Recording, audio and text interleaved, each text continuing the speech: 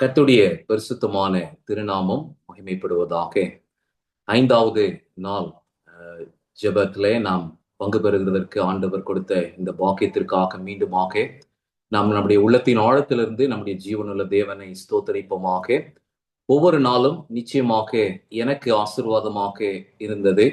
அது உங்களுக்கும் அவிதமாகவே இருந்திருக்கிறது என்று கர்த்தருக்குள்ளாக நம்புகிறேன்.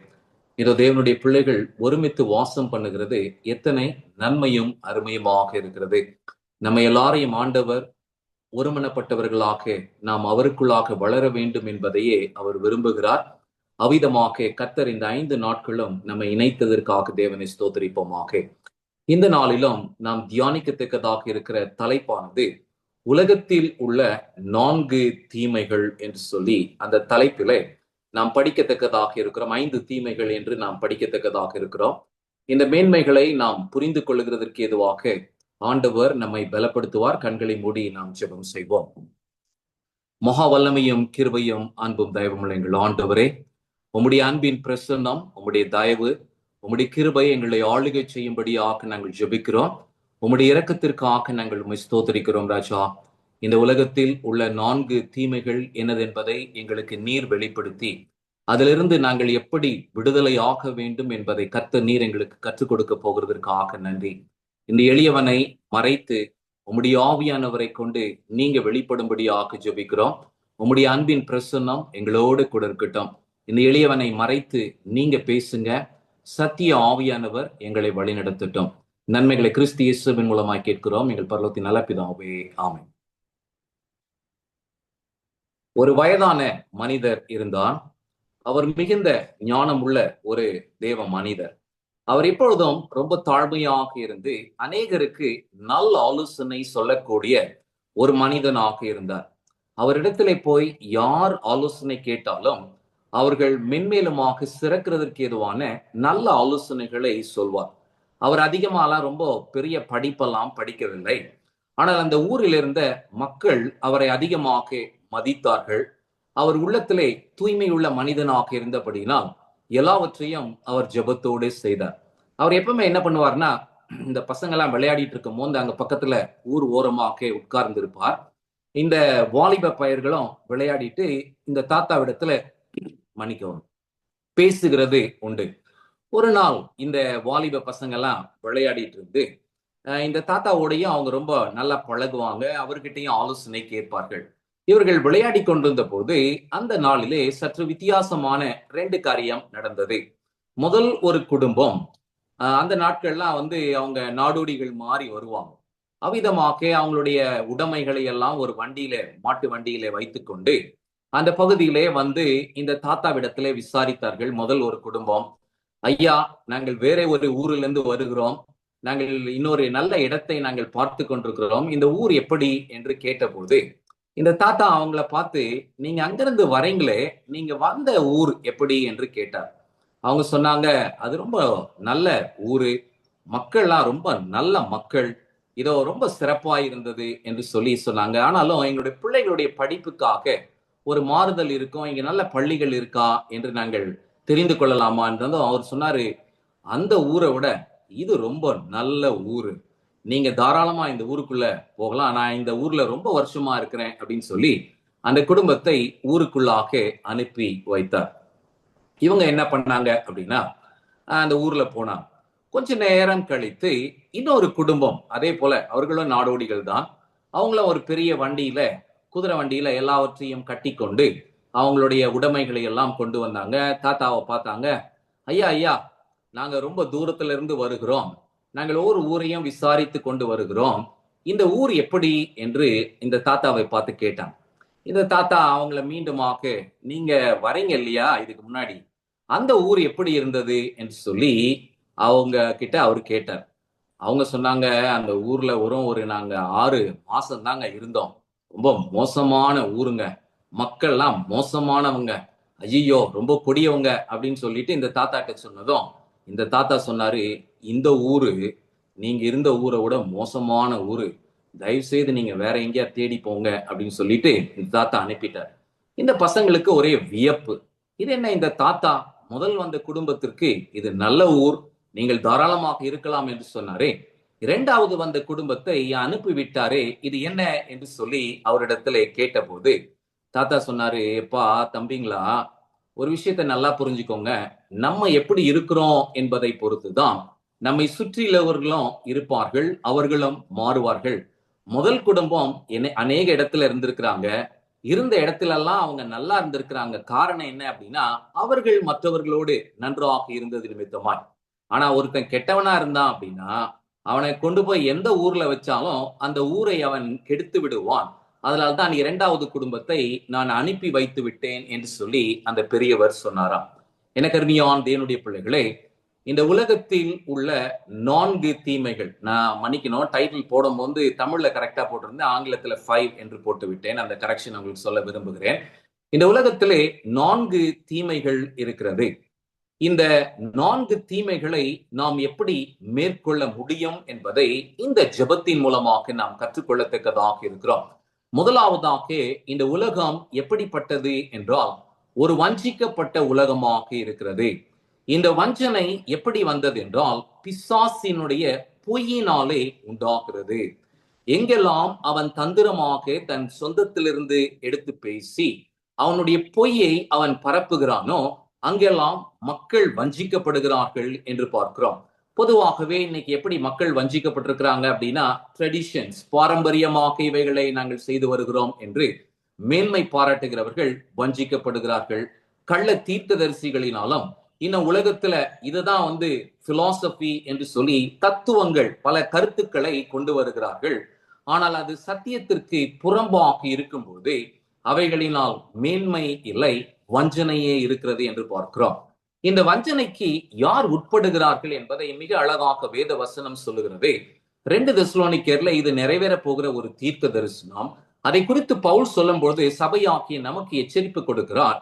கெட்டு போகிறவர்களுக்குள்ளே அது அநீதியினால் உண்டாக்கும் சகல வஞ்சகத்தோடு இருக்கும். இதுல என்ன நம்ம பார்க்கிறோம் அப்படின்னா, யாரு வஞ்சிக்கப்படுவாங்க அப்படின்னா, அநீதியை விரும்புகிறவர்கள், நீதியை விரும்பாமல், பரிசுத்தத்தை விரும்பாமல், தூய்மையாக வேண்டும் என்கின்ற விருப்பம் இல்லாமல் இதோ தீட்டுப்பட்டவர்களாகவே வாழ்கிறவர்கள் அநீதியினால் உண்டாக்கும் சகல விதமான வஞ்சனைகளிலே அகப்படுவார்கள். ஏன் அப்படின்னா, ரட்சிக்கப்படுகிறதுக்கு ஏதுவாக சத்தியத்தின் மேல் உள்ள அன்பை அவர்கள் அங்கீகரியாமல் போனபடியினால் அப்படி ஆகும். எனக்கு அருமையான தேவனுடைய பிள்ளைகளே, இயேசுவை நாம் நேசிக்கிறோம் என்றால் அவரால் கொடுக்கப்பட்ட சத்திய வார்த்தைகளையும் நாம் நேசிப்போம் என்பதை நேற்று தினத்திலே நாம் தியானித்தோம். தெரிந்து கொள்ளப்பட்டவர்களுடைய மன விருப்பம், சந்தோஷம் எல்லாம் அவருடைய வார்த்தையிலே இருக்கிறது. அந்த வார்த்தையை பெற்றுக் கொள்ளுகிறதினால் ஜீவனும் சந்தோஷமும் உண்டாகிறது. ஜீவாதிபதி நமக்குள்ளாக வாசம் பண்ணுவார் என்பதை நாம் அறிந்திருக்கிறோம். இதோ கேட்டின் மகனாகிய பாவ மனுஷன் கெட்டு போனானே அல்லாமல் வேறொருவனும் கெட்டு போகவில்லை என்று சொல்லி ஆண்டவர் ஏன் ஜெபத்திலே சொன்னார்? சற்று ஆழமாக நாம் கவனிப்போம். இதை குறித்து தீர்க்க தரிசன வாக்கியத்திலே எலன் ஒயிட் அவர்கள் சொல்லும் பொழுது, Satan had deceived Judas. யூதாசை அவன் மிக தந்திரமாக வஞ்சித்திருந்தான். அவனை என்ன நினைக்க வச்சானா, இதோ அவனுடைய உள்ளத்துல நான் உண்மையான இயேசுவின் சீடன் என்று சொல்லுகிறதற்கு ஏதுவாக அவனுடைய நினைவுகள் இருந்தது. ஆனால் அவனுடைய உள்ளம் எப்படிப்பட்டதா இருந்துச்சு அப்படின்னா, அம்மையார் ரொம்ப அழகா எழுதுறாங்க, he has been very carnal. அதாவது யோசித்ததெல்லாம் மாம்சத்தை பிரியப்படுத்துகிறதுக்கு ஏதுவான அனைத்து விஷயங்களையும் அவன் யோசித்து வந்தான் என்று சொல்லி அவனை குறித்து எழுதுறாங்க. அதோடு மாத்திரம் இல்லாமல் நீங்க கீழே இங்க பாத்தீங்க அப்படின்னா, அவனுக்கு நம்பிக்கை இருந்தது. அதாவது அவர்தான் மேசையா என்பதை அவன் நம்பி அவரோடு கூட தன்னை இணைத்து கொண்டான். ஆனா இங்க கடைசி இந்த இதை பாத்தீங்கன்னா உங்களுக்கு புரியும். But he was close and courteous. அதாவது தன்னுள்ள இருந்த பலவீனத்தை இயேசுவினிடத்திலே அவன் அறிக்கை செய்யவில்லை. அவன் அப்படியே மறைத்து வாழ்ந்தான். அதனால என்ன ஆச்சு அப்படின்னா, அவனுக்குள்ளாகி இருந்த அந்த இச்சை வளர்ந்து கொண்டே வந்தது. பண ஆசை அவனுக்குள்ளாக இருந்தது என்று சொல்லி நாம் பார்க்கிறோம். இந்த வஞ்சிக்கப்பட்ட உலகத்தை நாம் எப்படி ஜெயிக்க முடியும் என்றால், இரட்சகராகிய இயேசு கிறிஸ்துவின் பலத்தினால் மாத்திரமே இதோ நாம் ரட்சிக்கப்பட முடியும். ஏனென்றால் இது மாயையான ஒரு உலகம். அநேகர் இதோ இந்த பொய்யை நம்பி இருக்கிறபடினால் மாயைக்கு உட்பட்டிருக்கிறார்கள்.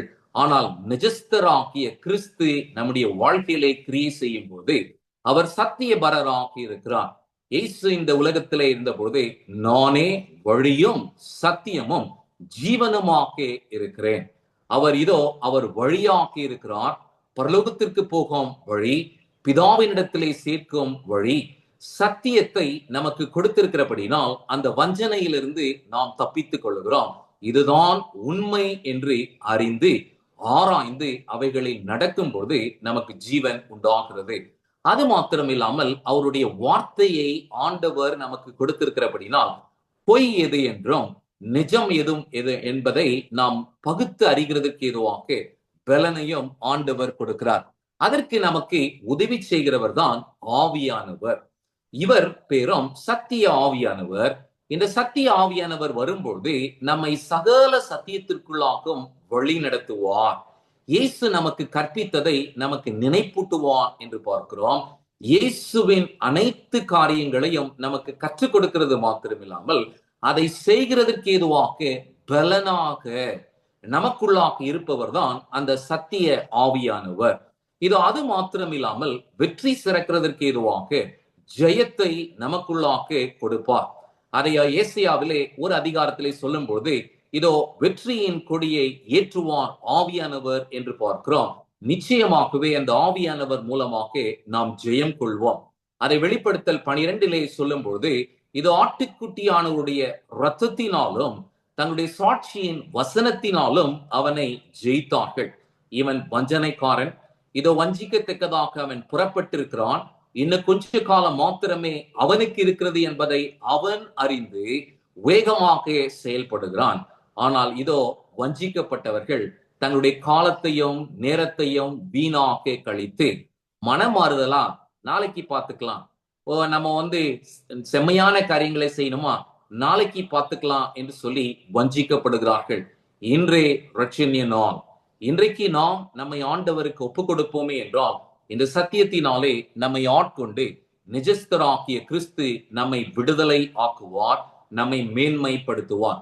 இதோ அதே யூதாசை குறித்து எலன் ஒயிட் அம்மையார் சொல்லும்போது ரொம்ப அழகா சொல்றாங்க. Among the chosen disciples of Christ, there were a representative of Satan.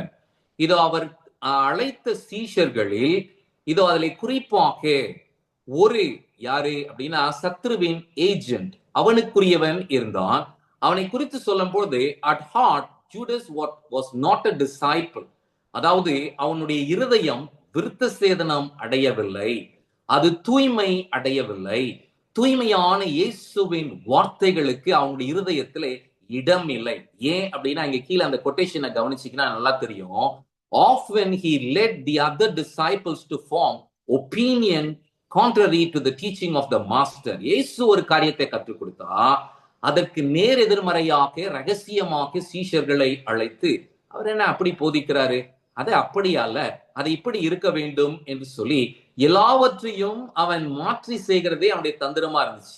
அவங்க காணிக்கை தைலத்தை ஊத்தி இயேசுவின் பாதத்தை அந்த சகோதரி கழுவின போது இதெல்லாம் வீண் என்று சொல்லி அவன் ஒவ்வொரு விஷயம் வேறு விதமான கருத்துக்களை அவன் கொண்டு வருகிறவனாக இருந்தான். அவனுக்கு எப்பவுமே அவனுடைய வேலை என்ன அப்படின்னா மறைமுகமாக இயேசுவின் வார்த்தைகளை கிரிட்டிசைஸ் பண்றதுதான் அவனுடைய வேலை.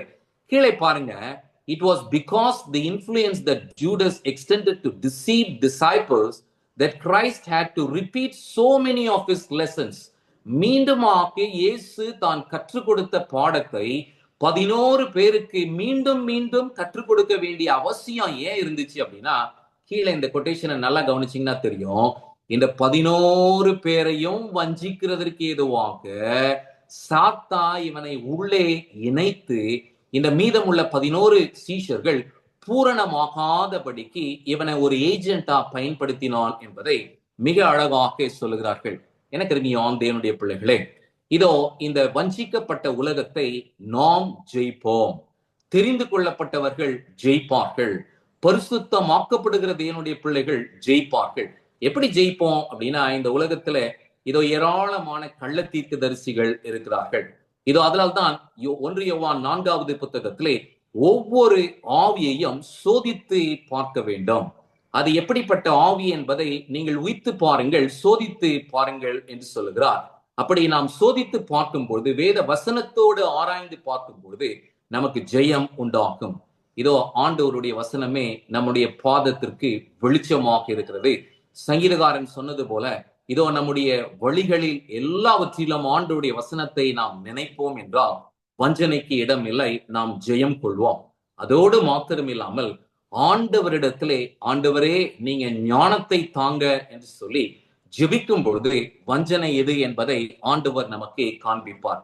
இதோ இந்த உலகத்திலே இந்த வஞ்சனையை மேற்கொள்ளுகிற தேவனுடைய பிள்ளைகளுக்கு ஆண்டவர் கொடுக்கிற பரிசு என்ன அப்படின்னா நித்திய ஜீவன். ஆனால் இந்த உலகத்தை விரும்புகிறவர்கள் தகாத விதமாய் இந்த உலகத்திலே காரியங்களை செயல்படுத்தலாம், யூதாசை போல. ஆனால் அவர்கள் சம்பாதித்ததும் அவர்கள் விரும்பினதும் அவர்களுக்கு பிரயோஜனம் இல்லாமல் போகும். அவர்கள் தன்னுடைய ஜீவனை நஷ்டப்படுத்துவார்கள் என்பதற்கு இந்த கேட்டின் மகனாகிய பாவ மனுஷன் முன்னடையாளமாக இருக்கிறான் என்பதை ஆண்டவர் காண்பிக்கிறார். இரண்டாவது தீமை என்ன அப்படின்னு நீங்க பாத்தீங்க அப்படின்னா, a dangerous world. இந்த உலகம் ஆபத்து நிறைந்ததாக இருக்கிறது. எங்க பார்த்தாலும் வெட்டு, குத்து, கொலை, ஒரு சாரார் இன்னொரு சாராரை அடித்தார்கள் என்றும், இன்னொருத்தங்களை எப்படி கெடுக்கலாம் என்கின்ற ஒரு கெட்ட யோசனை, கெட்ட புத்தி, அந்த குடும்பம் நல்லா இருக்கு, சமாதானமா இருக்கு, அவங்களை எப்படி கெடுத்து பிரிக்கலாம் என்று சொல்லுகிறதுக்கு ஏதுவாகவும், இவங்களா ஆண்டவருடைய பிள்ளைங்க, இவங்களை வளர விடக்கூடாது, இவங்களை எப்படி ஆகிலும் துன்புறுத்தணும், இவங்களுடைய சபையை இடிக்கணும், இவங்களுடைய சபைக்கு விரோதமாக செயல்படணும் என்று சொல்லி இதோ ஒரு ஆபத்தான உலகமாக இருக்கிறது. இந்த உலகம் ஏன் ஆபத்தாக மாறினது என்பதையும் ஏசியா பக்தன் சொல்லுகிறார். இதோ சத்ரு இந்த உலகத்தை வனாந்தரமாக்கி இருக்கிறான். இந்த உலகத்தை அவன் கெடுத்தது மாத்திரமில்லாமல் ஒரு ஆபத்து நிறைந்த உலகமாக இந்த உலகத்தை அவன் மாத்தி இருக்கிறான். இந்த உலகத்துல மூணே விஷயம் தாங்க இருக்கு: கண்ணின் இச்சை, மாம்சத்தின் இச்சை, ஜீவனத்தின் பெருமை. இதோ இவைகளில் அகப்படுகிற பிள்ளைகள் இதோ ஆண்டவருடைய அன்பை ருசிக்கும் போது அவர்களுக்கு வெற்றி கிடைக்கும். ஆனால் ஆண்டவருடைய அன்பை நிராகரிப்பார்களே என்றால் கண்ணின் இச்சையிலும் மாம்சத்தின் இச்சையிலும் ஜீவனத்தின் பெருமையிலுமே அவர்கள் வாழ்வார்கள். அவர்களுடைய முடிவு அகோரமாக இருக்கும். ஏனென்றால் அவர்களை வஞ்சித்த சத்ரு யூதாசை அழித்தது போல கடைசியாக அவர்களையும் அழித்து விடுவான். அவன் மரணத்தின் அதிபதி, மரணத்திற்கு அதிபதி. அதனால்தான் இதோ அவனுக்கு பிசாசு என்றும் வஞ்சனைக்காரன் என்றும் அவனுக்கு பெயர் இருக்கிறது. இன்னும் இதை ஆழமாக கவனிக்கும் போது இதோ பொல்லாங்கானுடைய கையிலே அனைத்து காரியங்களும் இருக்கிறது. எல்லாரும் பொல்லாங்கானுக்கு அடிமையாக இருக்கிறார்கள். அவன் யாரை எப்படி கண்ட்ரோல் பண்ணணும் என்பது அவனுக்கு நல்லா தெரியும். அவனுக்கு மனிதர்களுடைய இருதயத்துல என்ன இருக்குன்னு அவனுக்கு தெரியாது. ஆனால் மனிதர்கள் என்ன செய்யறாங்க என்பதை கவனித்து எந்த மனுஷனுக்கு என்ன ஒரு வீக்னஸ் இருக்கு என்பதை கண்டுபிடித்து விட்டு அப்படிப்பட்ட சூழ்நிலையை ஏற்படுத்தி கொடுத்து அவர்களை அழிப்பதே அவனுடைய தந்திரமாக இருக்கிறது. ஒரு ஆபத்தான உலகத்திலே நாம் வாழ்கிறோம். ஆனால் எனக்கு அருமையான தேவனுடைய பிள்ளைகளே, தேவனால் தெரிந்து கொள்ளப்பட்டு பிரித்தெடுக்கப்பட்ட தேவனுடைய பிள்ளைகளை பகைப்பது அவனுடைய வேலையாக இருந்தாலும் அவருடைய பிள்ளைகளை காக்கிறதற்கு தேவன் வல்லவராக இருக்கிறார். தானியேலை போல விசுவாசத்தை வெளிப்படுத்தும் பொழுது, தானியேலுடைய நண்பர்களை போல விசுவாசத்தை வெளிப்படுத்தும் பொழுது ஆண்டவர் மரணத்திலிருந்து நம்மை ரட்சிக்கவும் நம்மை காப்பாற்றவும் நம்முடைய ஜீவன் கிறிஸ்து இயேசுக்குள்ளாக மறைக்கப்படுகிறதற்கு ஏதுவாக அவர் கிரியை செய்வார் என்று பார்க்கிறோம். அவருடைய சீஷர்களுக்கு அவர் சொன்னார், நான் உங்களை உலகத்திலிருந்து தெரிந்து கொண்டதினாலே உலகம் உங்களை பகைக்கிறது. ஒரு ஆபத்தான உலகத்திலே நமக்கு ஆபத்து இருக்கிறது போல இருந்தாலும் நம்மை விடுவிக்கவும் நம்மை காக்கவும் நமக்கு சகாயம் செய்யவும் ஜீவனுள்ள தேவன் ஏராளமான ஒளியின் தூதர்களை நமக்காக வைத்திருக்கிறார். ஆதலால் திடன் கொள்ளுங்கள், தைரியமாயிருங்கள். அதுக்காக தான் நம்ம ஜெபிக்கணும். நாம் ஜெபிக்கும் பொழுதெல்லாம் ஆண்டவர் அவருடைய பிள்ளைகளாகிய நம்மை விடுவிக்கிறார். தானியேல் என்ன செய்தாரு? 3 வேளை ஜெபித்தார். அவர் ஒரு பிஸியான ஒரு மனிதன்.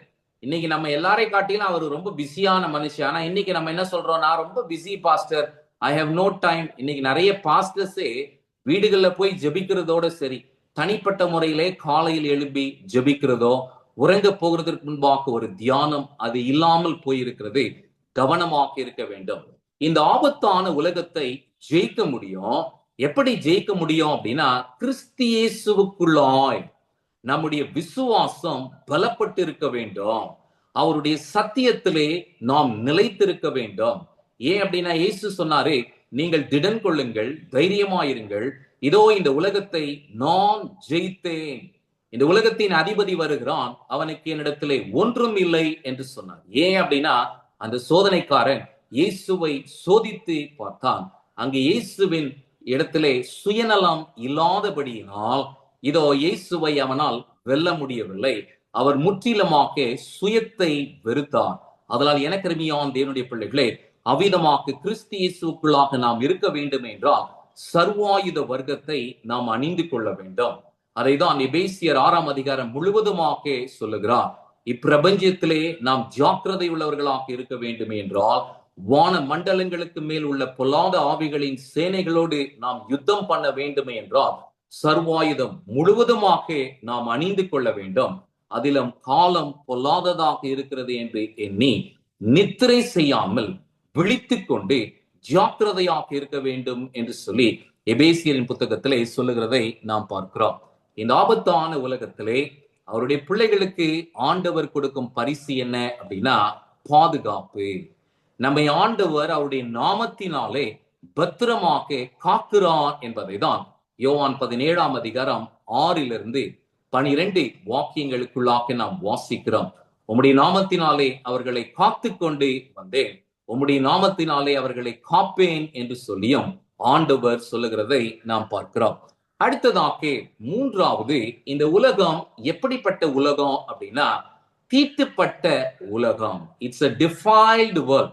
சாத்தான் எவ்வகையிலெல்லாம் இந்த உலகத்தை கெடுக்க முடியுமோ அவ்வகைகளிலெல்லாம் இந்த உலகத்தை அவன் கெடுத்திருக்கிறான்.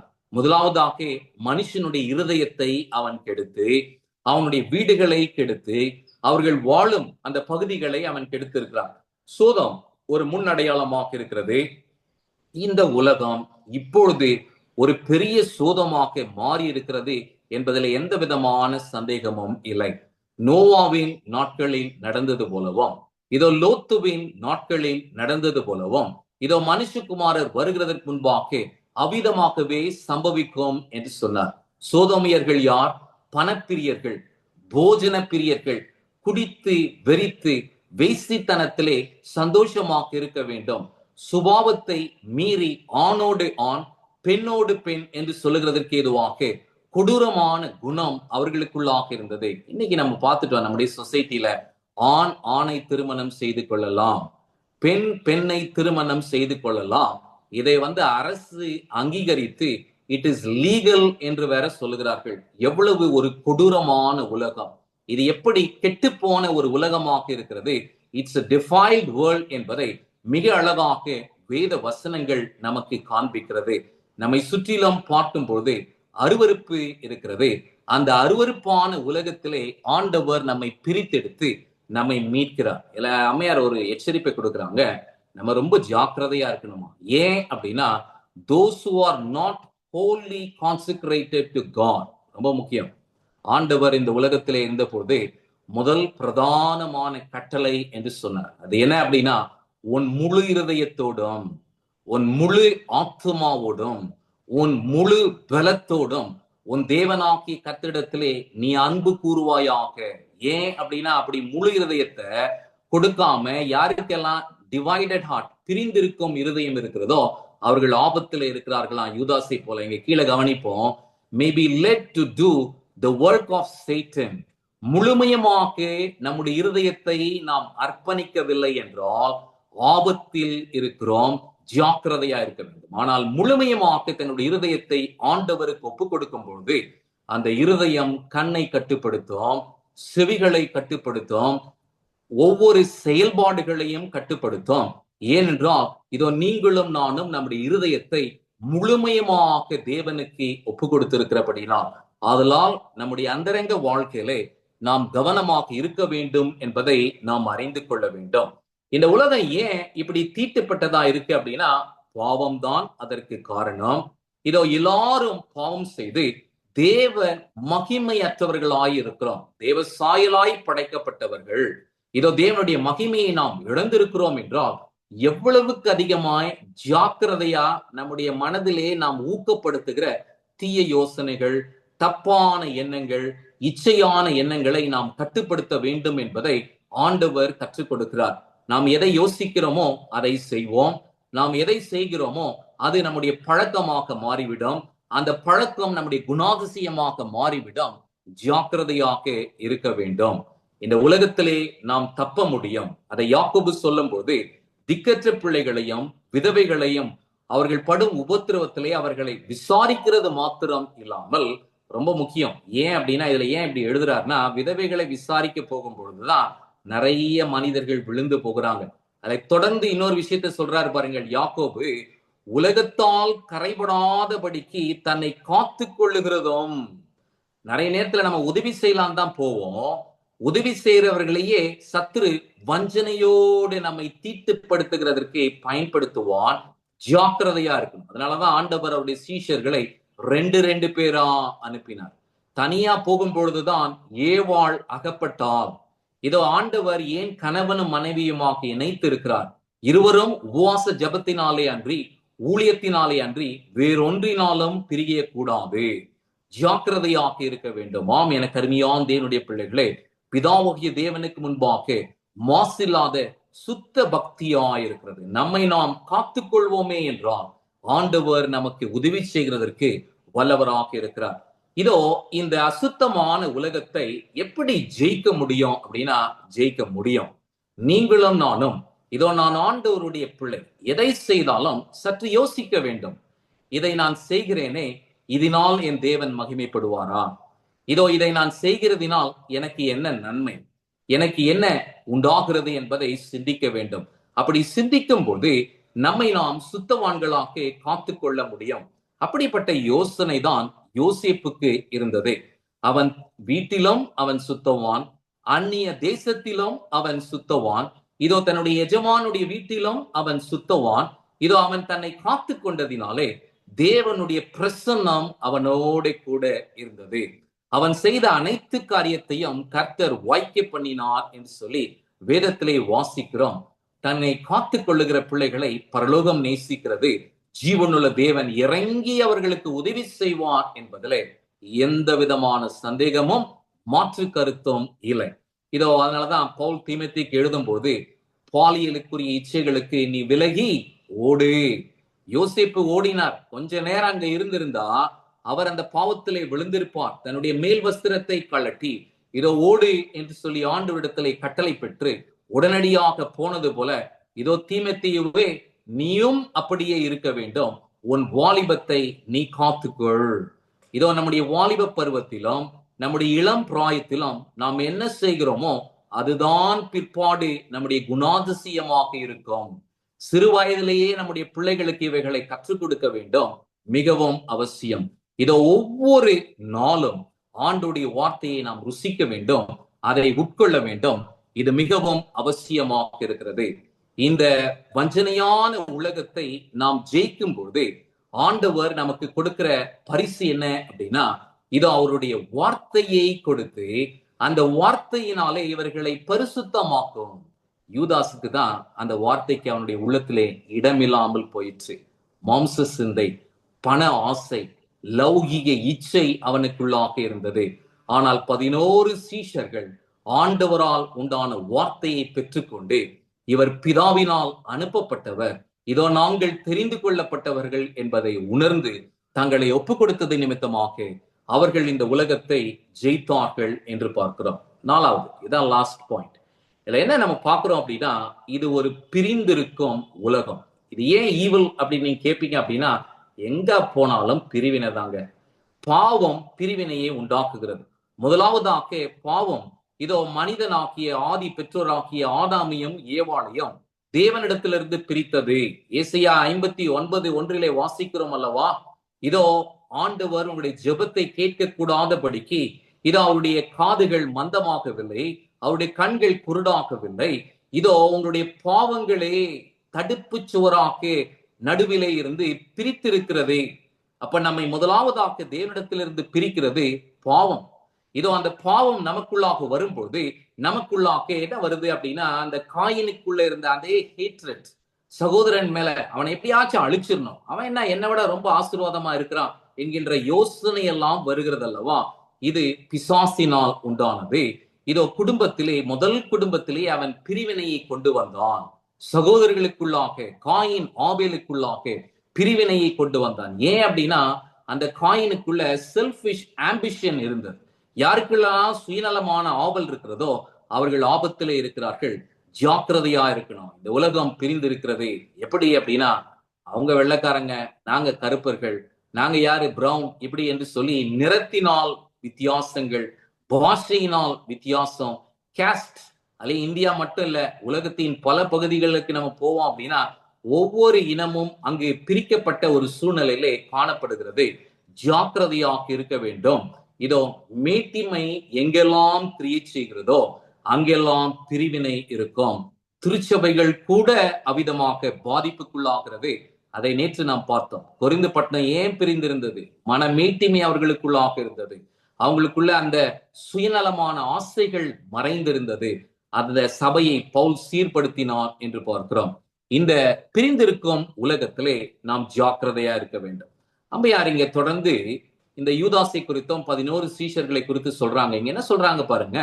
இயேசுவுக்கு நல்லா தெரியுமா இந்த யூதாஸ் வஞ்சனைக்காரன், பிசாசனுடைய ஒரு ஏஜென்ட் என்பது அவங்களுக்கு நல்லா தெரியும். ஆனாலும் மற்ற 11 சீஷர்களோடு அவனை கலந்து கொள்ளுகிறதற்கு அவனை அனுமதித்தார். ஏன் அப்படின்னா இங்க கீழே பாருங்க, that Judas was possessed of demon of selfishness. அதாவது அவனுக்குள்ள சுயநலம் என்று சொல்லுகிற ஒரு பிசாசு என்று சொல்றாங்க. வெறும் சுயநலம் இல்ல, டீமன் ஆஃப் செல்ஃபிஷ்னஸ் அப்படின்னா அந்த சுயநலத்தையே உள்ள கொடுத்துக்கிட்டே இருக்கிற ஒரு பிசாசு இருக்கிறது. அந்த பிசாசு அவனுக்குள்ளாக இருந்தது என்றும், he knew that this professed disciple would betray him. அதாவது நான் உங்களுடைய சீஷன் என்று அவன் சொன்னாலும் அது வெறும் வாய் அளவில் தானே தவிர, உதட்டளவில் தானே தவிர அவனுடைய உள்ளத்தில் இல்லை என்பதை ஆண்டவர் அறிந்திருந்தார். இங்க ஆனா கவனிக்க வேண்டியது இதுதான். And yet he did not separate him from other disciples. ஆண்டவர் இவன் பொல்லாங்க, இவன் மோசமானவன்னு தெரிஞ்சும் 11 பேரோட கலக்க விட்டார். ஏன் அப்படின்னா 11 சீஷர்களுக்குள்ளாக அவருடைய வார்த்தை இருந்தது. அவர்கள் தேவனால் தெரிந்து கொள்ளப்பட்டவர்கள். அவர்களை ஒன்றும் செய்ய முடியாது. அவர்களுக்காக அவர் விண்ணப்பித்தும் இருக்கிறார் என்று பார்க்கிறோம்.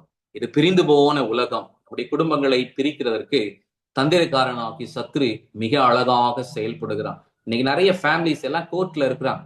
நீங்க இந்த கோர்ட் கேஸ் எல்லாம் போய் ஒரு ஆய்வு எடுத்து பாருங்க. அதுலயும் குறிப்பா இந்தியாவில நான் நிறைய வக்கீல் லாயர்ஸ் எல்லாம் பேசியிருக்கேன்.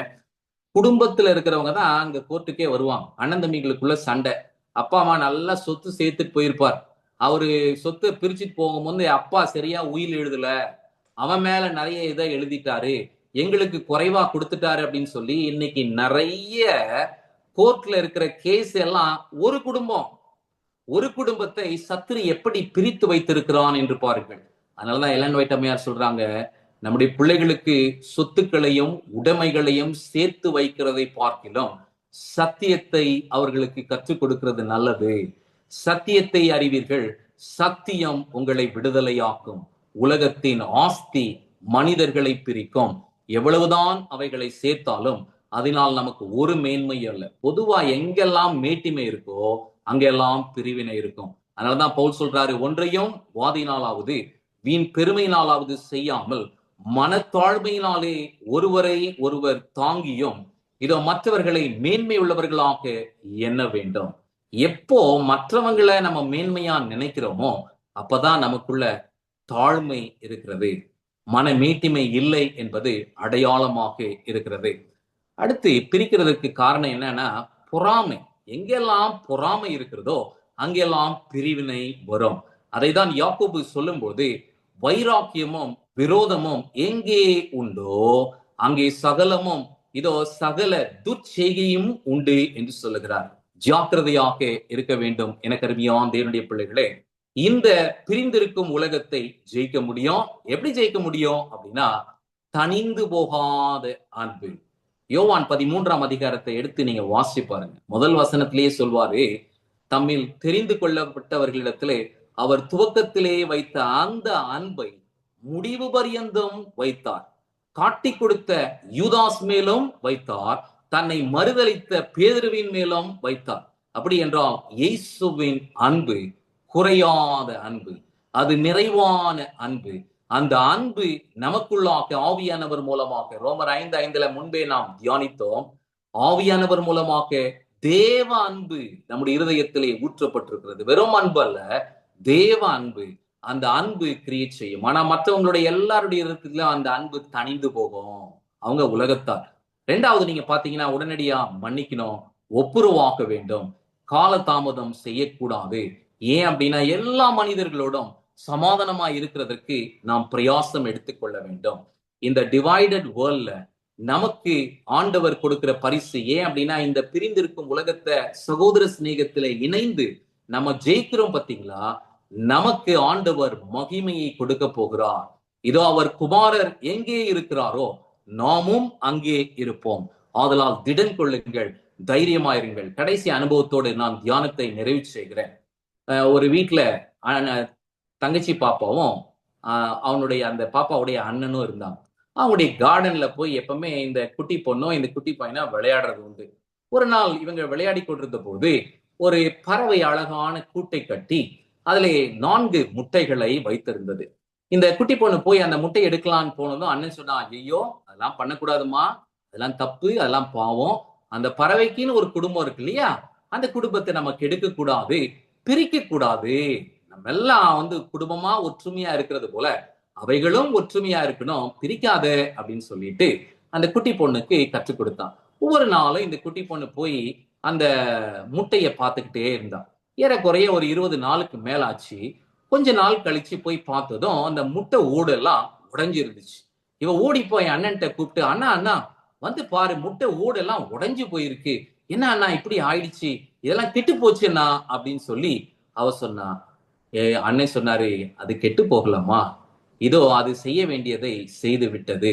அதில் உள்ள இருந்த பறவை இதோ தன்னுடைய சிறகுகளை பெற்று அது பறந்து போகிறதற்கு ஏதுவாக அது மேன்மையை பெற்று அது பறந்து போய் விட்டது. ஏன் அப்படின்னா, நம்ம ஏறக்குறைய நம்ம சம்மர் லீவ்ல வேற ஊருக்கு போயிட்டு இப்ப நம்ம 2 months கழிச்சு வந்திருக்கிறோம். இந்த பறவைகள் எல்லாம் பறந்து போய் விட்டது, அதனால் உனக்கு அது தெரியல என்று சொல்லி அந்த சகோதரன் சொன்னானாம். ஆம், எனக்கு அருமையாம் தேவனுடைய பிள்ளைகளே, இதோ நம்முடைய உள்ளத்திலே ஆண்டவர் செய்யும் மாறுதல் வேற யாருக்கும் தெரியாது. இந்த முட்டைக்குள்ளாக நடந்த அதிசயம் போல இதோ நித்தியத்திற்கு ஏதுவான சிறகுகளை பெற்றுக்கொண்டு ஒளியில் உள்ள பரிசுத்தவான்களோடு வாசம் பண்ணுகிறதற்கு ஏதுவாக தேவனால் தெரிந்து கொள்ளப்பட்ட பிள்ளைகளாகிய நீங்களும் நானும் சீக்கிரமாக பறந்து போக போகிறோம். இந்த உலகத்தை விட்டு நாம் பறந்து போக போகிறோம். இது ஒரு வஞ்சனையான உலகம், இது ஒரு ஆபத்தான உலகம், இது ஒரு அசுத்தமான உலகம், இது பிரிந்திருக்கும் உலகம். இந்த உலகத்தை நாம் ஜெயிப்போம், இயேசுவின் பலத்தினாலே ஜெயிப்போம். கர்த்தர் நம்மை ஆசீர்வதிப்பாராக. ஆமென், ஆமென்.